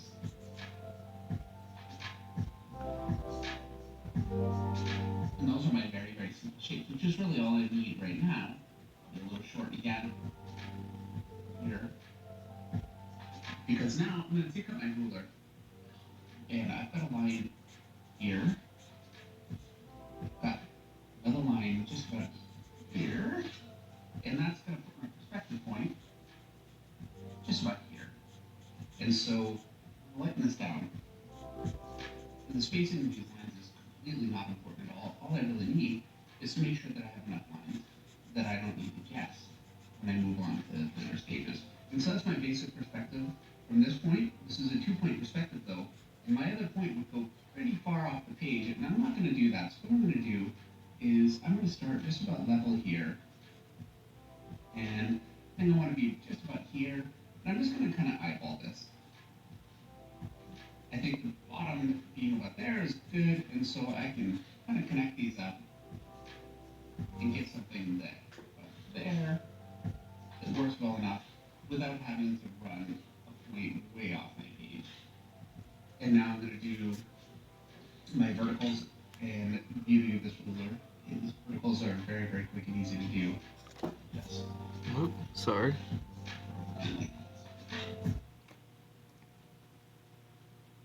Wawa's handcrafted refreshers and smoothies, made fresh your way at Wawa. All we want is a great TV. A TV like this one.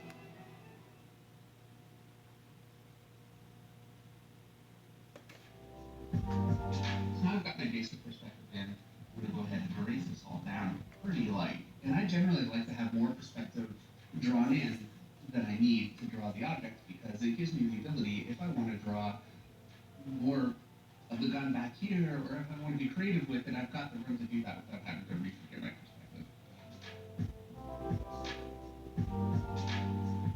And I'm still being just a little bit loose. I just want to capture all these shapes pretty well, and I can lighten this down again and get something cleaner. These line up on this axis. It comes down just about that far. Another circle here. From here, got a line that goes all the way to the back, just about like this. Got another line just about here. And there's actually another bevel just up here. So let me get that in. Sight's gonna sit just along the top here. And I've got another sight, and it's very easy, it's another block. So I'm just gonna follow the perspective that I have below. It kind of wraps over just about like this. And this is an opening for a sight right here. And I probably have angled this just a little bit more. So let me go ahead and fix that and make it a little more accurate to what I'm looking at. I have a real tendency to make these things up, but it's not something I was able to do right from the start. I had to draw quite a bit of this, being a little bit more careful with my reference in order to kind of build up the mental library that I have now, that I can mostly make these up.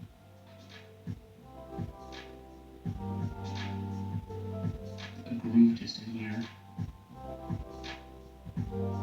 And you can see I've come too far back. And so I'm going to have to go ahead and replace that too. And it's all really about making sure that your relationships work. And this is why it's so important to put these elements in a little bit loosely, just to get them established. My handle is just going to come just about here. And my perspective runs here, but I want my handle, my whole handle is at an angle, so this line is not going to follow the perspective, it's actually going to be angled just a little bit higher, just like that. Now this gets a little bit more complex in here, but I've got a basic shape just about like this. I've got a small rectangle here. A bit of a rectangle shape connecting in here. One up here. Another one here, I might as well draw that in. Or my trigger sit just in here. A piece that comes off the back. This shape here, and then it's coming off just a little bit longer. And while this doesn't conform to this point here because it's angled back, this side here does. There's no slide on this gun. I'm going to draw it in. And this comes up just over this line here, kind of bevels along. And there it is. And you can see I've come off my perspective here, so let me just correct that. And there's my basic gun drawn in perspective. And from here, I can lighten this down and make it nice and tight, get my line weights in, and draw something that's a little bit more finished. So you can only see it very lightly here, but I've got perspective drawn in the same way that we did for the last example. And I'm just going to start blocking in some shapes. And I would definitely recommend when you do this to find some resources online. I've actually got a couple of things that I'm kind of looking at just as a bit of a guide, so I'm not completely in the wilderness trying to come up with something without any idea of how it's all going to fit together. So I'm going to take a few elements from a few different things, kind of add my own, finish the design, and see what we can come up with. And so what I'm doing right now is just roughing in all of my basic underlying shapes. This is a great way for me to try out some different ideas without being stuck with it. If it doesn't really work out, if it doesn't balance, I can just eliminate it and try something different. And so this is kind of toward the end of my barrel here.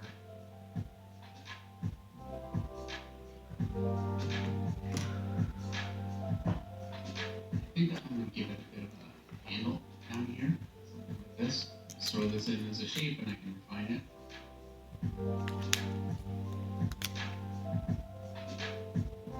I don't know if that'll be a handle. I might want to come a little bit further down. Tubes are always a nice thing to have on the side if I have them done. You know, I just ended up with a bit of a line that I didn't intend, but it kind of looked like a bit of a metal clamp, and so I'm just kind of going with it. For another tube here, a little thinner than the first one. And I'm kind of using some of my sketchy lines here and there where I end up with something and just letting it kind of create shapes for me. So I am controlling it and letting it go at the same time. A screw in here, and I'm going to assembly to attach this upper part. It's all very rough, but I have a decent idea of where I want to go with it, so attach these here and let this. I want these to line up. So this will be a bit of a smaller bit down here. And now I'll put on my actual stock handle. It's not a stock handle, I don't know. The place where I'll put my other hand, that's what I'm going to draw right here. And I can give it a texture, we'll do that in just a minute too. Draw maybe a little bit of a laser sight here. Box shape here, put a screw there.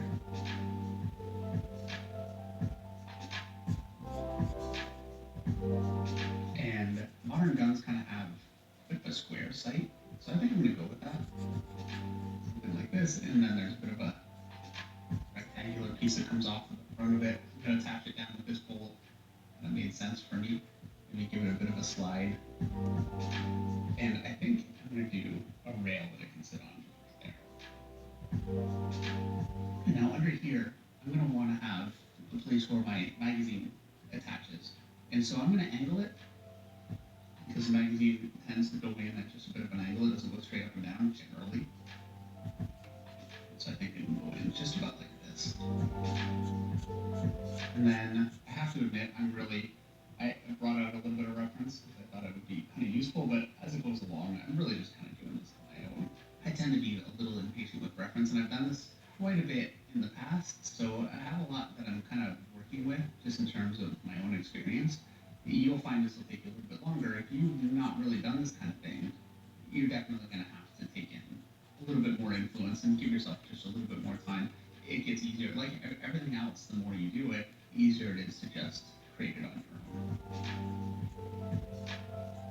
A rounded piece here, maybe end this in a triangle.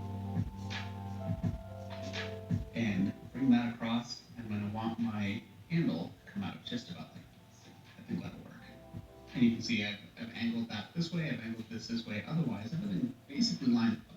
And for my circle here, the line that I'm working with goes along this way. And so I want to be 45, or I want to be 90 degrees to that line, and that's how I lined up my circle. I didn't line it straight up and down with the perspective. So when you're drawing circles, they always, and we've covered this with cars, but they always follow a 90 degree, whatever perspective line you're using. And there's always a very good rule of thumb. It makes it very easy to make your wheels or circles in perspective look accurate.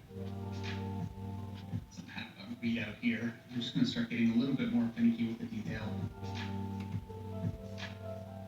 And now coming from the back here, I'm going to give it a rounded back end, and I'm going to have my stock is going to come out like this. I'm just going to go with a tube for that. Sort of have a coffin shape here. Give it some rubber padding, a bit of support, and that's going to be basically my design for my gun. Our Gorilla Waterproof Patch and Seal Spray for the toughest jobs on planet Earth.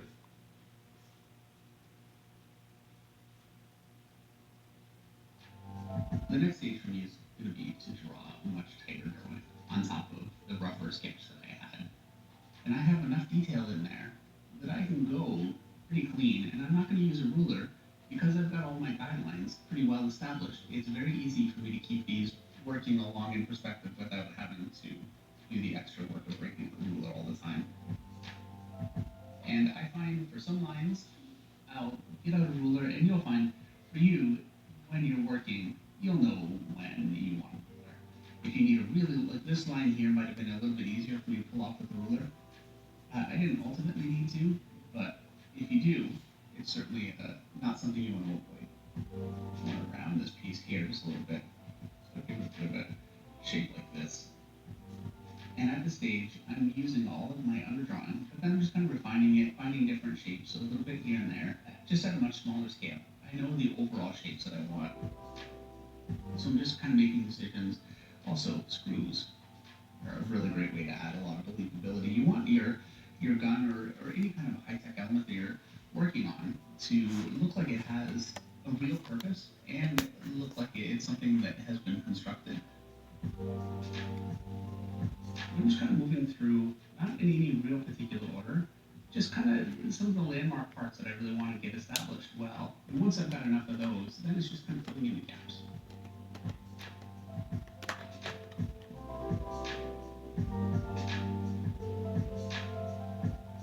And I didn't remember there was a bit of a bevel at the top of the gun that we drew earlier, just as a sketch, and I'm going to use that here. It really worked, as opposed to just going straight up and then straight across. And you can see my angle here is different than my angle there, so let me just fix that. And what I ideally want is large shapes like this, and then smaller shapes like this, and to play back and forth with them, to give it a sense of detail, but not so much detail that it starts to just close into a bit of a mess. And it's very important because this edge is not completely paper thin, it has a little bit of thickness, so I'm giving it just a bit of a double edge here, and that gives it a lot more solidity in the drawing. I'm going to do the same with this edge here. I don't want that to look like a paper thin piece. It's got to have some shape to it. It's got to have some width. So I just drew a double line there again. That really indicates that pretty effectively. And I just drew a gun that had this kind of an attachment on it just last week. And so it's actually very easy for me to just draw this again, just from memory from what I had done before. And it doesn't need to be perfect. It's really not the point. The point is that it looks believable.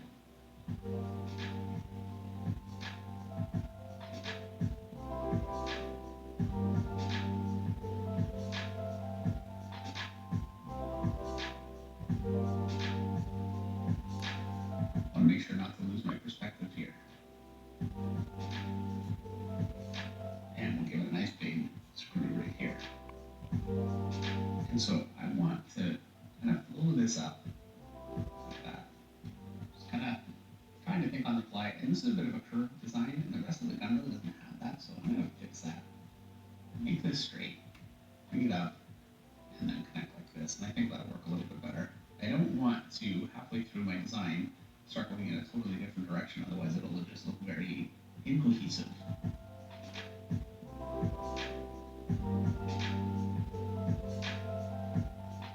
Something like that will work. And I'm really making this up, so you might end up with kind of better results looking at these sorts of stocks and finding those small details for yourself. And really, the quality of your designs is going to entirely depend on your ability to just make things up on the fly, but also your willingness to reference and find appropriate appropriate pieces. I could find a good stock like this, and I don't need to be completely married to it, but it would make this piece probably look a little bit better than this is ultimately going to, with me just kind of making this up on the fly. And I've drawn these before, but just not enough that I think this is really going to have the kind of look that it probably should. Not feeling the best about it, and that might even go in, find some reference, and fix it, but we'll see how it works. And I think that's going to be good enough, actually. I'm not so unhappy with it. Okay, from here, things get pretty easy. What we're going to do is we're going to light this one from my standard direction, basically do most of my tutorial work, and it's just going to be from this direction here. And so I'm going to start just by filling in some areas that I know are going to be dark. I know under here, this is going to be a bit of a heavier line. I want this to sit above the piece below. So this is going to be a heavier line. I'm breaking it where these pieces come up because they sit higher.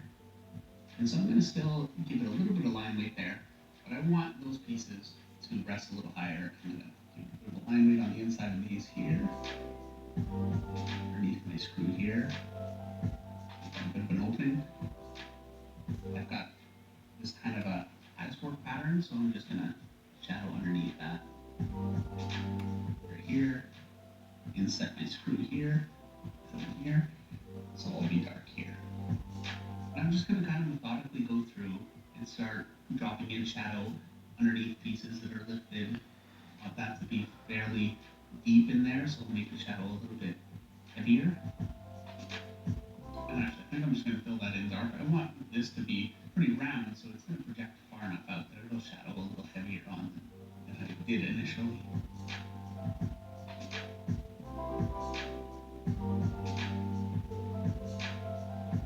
And I can also use this stage to clean up a few places where maybe I came a little bit off of perspective and just kind of refine things a little bit more. And the more that I do, the more it informs the rest of the picture, and things really start to come together fairly quickly, and the decision-making process becomes much, much easier.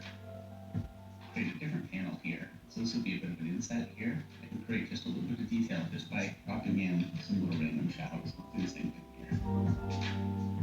And this is why I didn't really want to go into too much detail here, because I knew that this whole area would really be shadowed for the most part. I want just enough detail that when I shadow, I have something to hang my shadow on. I'll recess this pretty far in. In this whole piece here, I want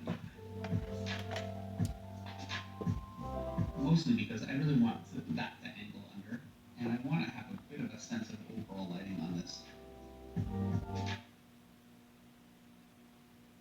Wawa's handcrafted refreshers and smoothies, made fresh your way at Wawa. All we want is a great TV. A TV like this one.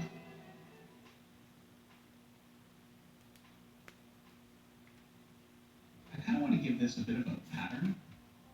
So I'm going to just sketch in a shape here. Line up here and here. Sketch another one here. Now I'm lining up here along the bottom. And I think that'll do it. Now I'm going to clean those shapes up. Now I can give it all the depth it needs just by doubling the line. Give it a little thickness just in here. And this is where using a 2H is so important.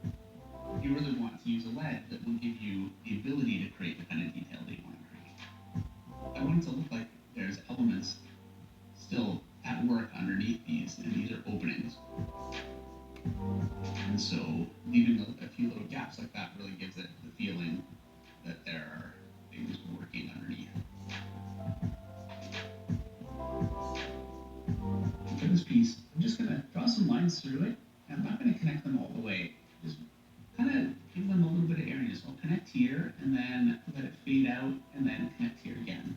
And I'll do another one here, connect it here, let it fade, dot the line a little bit, and connect again. And it gives it a sense that there's a little paneling going on, but it's not just lines on the surface. It looks like it's kind of catching the light a little bit. And now, for my handle, I really should have done this in the drawing phase instead of the lighting phase. But I kind of forgot this this little bit, so let's get this finished. There we go. I'm gonna give it a bevel on the top. Thicker with it, and that screw. And pulled in some shadow at the top of these pieces here. Light weight along the bottom. And now shadow along one side. Hopefully this will work. If it doesn't, we may have to use a few strategies to try and. It's looking a little bit flat right now, but I'll be able to fix that in a second, I think. So I'm just going to finish this and kind of follow the process through and see how I can find a way to give this a little more dimension. I'm going to kind of double that line out and give it a bit of a cavity in there. That gives it a little bit more interest. And then I'm going to bring my shadow down into that further. And I still want this to round just a little bit more. So I'm going to make it darker along the bottom. I feel like it's looking very flat. And very often, elements that I draw in end up being a bit of a process like this. I just keep adding until I feel like it works. And if it does, I'm good. And if it doesn't, I end up erasing and having to work again. But hopefully we can avoid that. This piece here, I want it to be fairly dark all along the bottom. And I'm leaving this, oops, it's that I wanted to leave that a little bit light because I'm going to have this come out this way. Cast a shadow along this side here. This is the gun casting a shadow down onto the magazine. Put some line weight. These are little resets, kind of, I guess, guides for how it slots in. I think I'm going to go dark with this too. And I'm going to do that because I want this to really pop and this to kind of be seen back. And I think just by going with it darker, and this would really be a surface color. It wouldn't gather more shadow here than it would here. It would just make this kind of black and this more of a lighter color. And I just think that, or a lighter shade, kind of separate out my pieces just a little bit, but at least that's the intention.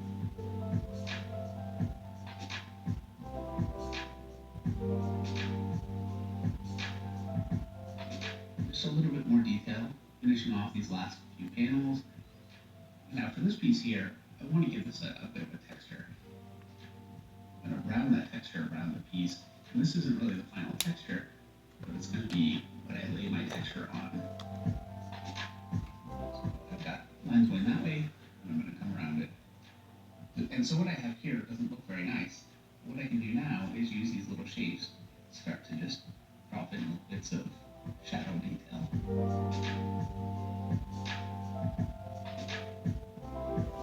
And that's it.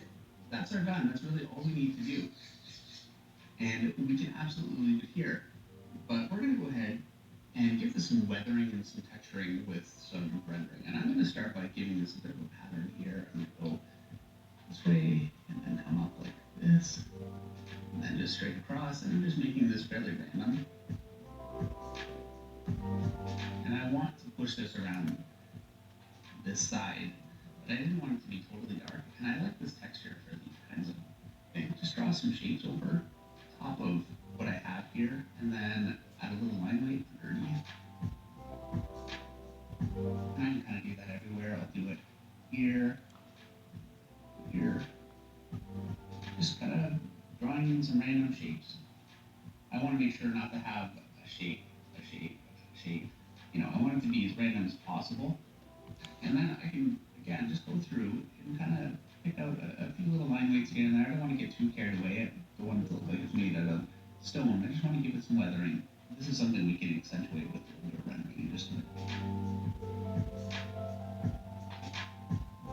Now I'm going to just come through here and just do a bit of a grab of rendering up through this piece. I have to be very careful not to get too carried away because very quickly you can end up with something that starts to take over texturally. So I just want to use my rendering just to give it a little bit of dirt and detail. I'm going to give this kind of a wire mesh sparkle pattern. And I can also use some of my line. I push this whole piece in just by putting some rendering over it. And I pushed it back without completely making it dark. And now, I'm going to get my ruler clean this line up just a bit. I want that to be a nice thin line, but it's looking a little sloppy and ill-defined, so there. Down here. Make this a little bit more. There. And that's it. That's my process for drawing guns from start to finish using simple shapes, then perspective on top of those shapes. Rough in, and then final detail. Thank you so much for watching. Be sure to tune in Monday nights at 8 o'clock Eastern for our Monday Night Draw live stream with Meredith and Dave, and I will see you in the next video.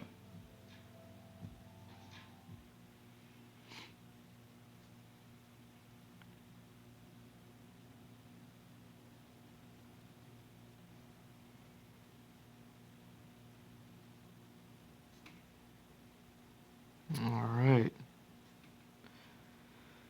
Yeah, perfect timing. 'Cause I'm about done with this one for now. I'm not completely done with it. I do have like plenty more work that I could be doing with this. Just I am out of time today. So like I definitely want to work on the buildings and polish it up a little bit more. Like it's looking real dirty, muddy some places, so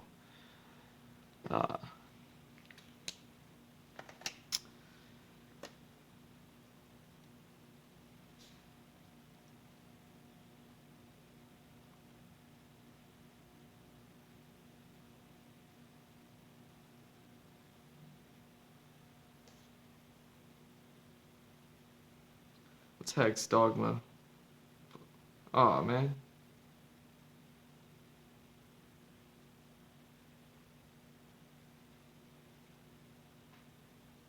Either way, that's going to be it for this video. This one's not done, so on the next video, we'll pick this one back up. Like I said, it's still looking, obviously, it's incomplete at the moment. So definitely going to bring in, work on the buildings a bit more and up the blues and, you know, use some of the whites and then probably the white marker and then go over the white with a little bit more to bring out some more colors. Things like that, and just add more dimensionality to it. Right now it's in that middle process where everything always gets muddy, you know. So hopefully by the time I'm done with it, it'll be something that's a little more clear like this one is. But other than that, I'm G Mr. Drew. That's at G Mr. Drew on all social media. You can follow, like, and subscribe. Links are in the bio along with my website, gmrdrew.art. You know, so you can check that out. You can contact me through there. If you like what you're seeing here, you can just reach out to me and let me know if you want to work, if you know you have any characters or concepts or anything like that that you'd like me to tackle. We could talk about it. And other than that, man, I just want to thank you for watching the Andrew Glowczewski Experience, episode 177. And yeah, I remember it was a while back. I think it was on episode 150. I was saying, like, at episode 200, I'll probably still be working on the this land. So this is the overall map of the continent, and the city that I'm working on is this one here. So you can see, like that city. This is a ruined city, which is the one that we have here. And yeah, and then obviously the port city, wherever that is, let's see, the port city will be the third one that I drop down here in this corner, but that's not going to be until later. Next time we're going to continue working on this one, hopefully finish it. I imagine we will. And yeah, man, I just really appreciate anyone and everyone who's watching this. Let's focus. There we go. So yeah, that's going to be it, man. Thank you. Love you. I'll be back. Peace.